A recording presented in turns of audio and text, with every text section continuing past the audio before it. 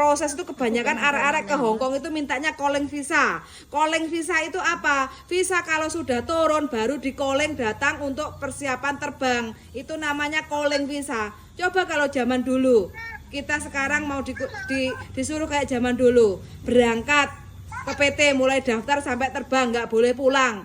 Apa ya mampu arek sekarang nggak bakal mampu kan?